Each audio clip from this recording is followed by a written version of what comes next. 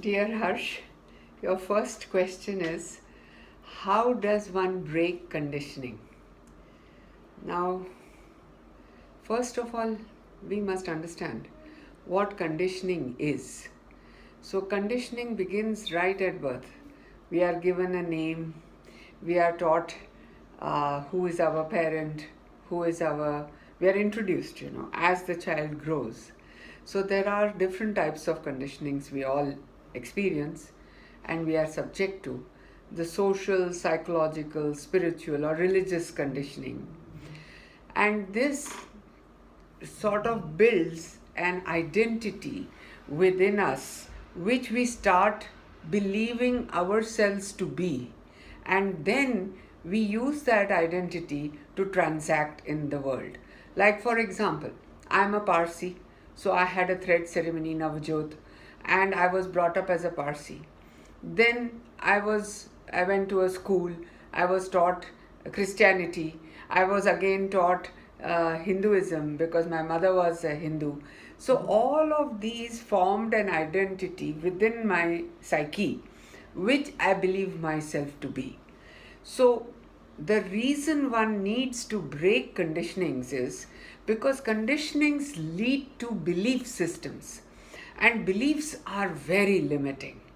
So what happens is that we start accepting ourselves and somebody who is similar as to our conditionings. We start accepting them as self, but we actually alienate ourselves from others.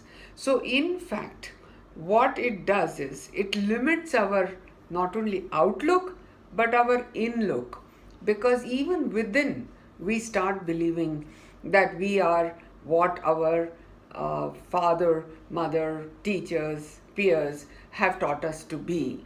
And because we gel in this kind of a society, and so we are this. But in fact, we are not this or that. That is why Osho tried very hard to break every kind of conditioning. But what that results in is that you adopt another conditioning. So you have to be aware. There are certain conditionings which are very important and which help us lead a very happy and peaceful life in this world. Like everybody is taught, do not hurt others, do not tell lies. These are conditionings which are useful, and we are happy to have them. It's only when they become a belief system, when they require and they become habit patterns to which we become slaves. And that is when we need to actually take a look at the conditionings, keep those that are useful to society and us, and break the others at the same time, not adopting new conditionings like sexual promiscuity, for example. I mean, there is a lot of taboo for about it, and I think that it is wise, because as a doctor I can tell you it can lead to misery, both psychological and physical and medical, and which Osho tried to break. But he then adopted the opposite conditioning of promiscuity. So, does it really help? So, we need to know what type of conditioning and why we should break the conditioning, and then how we should. So, we need to break conditionings which limit our possibilities.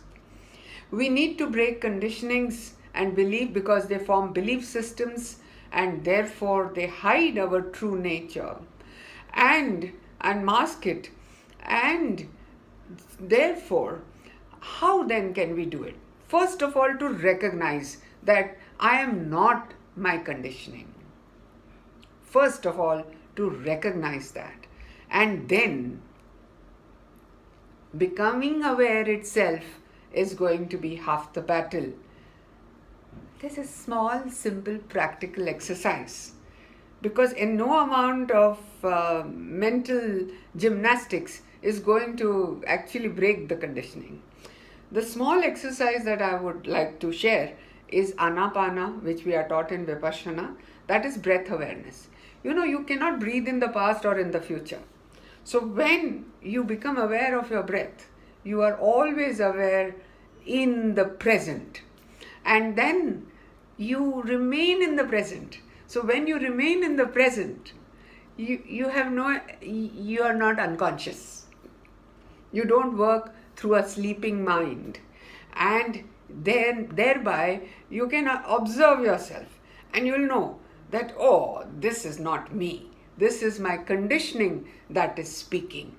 And you'll break up through your thought patterns.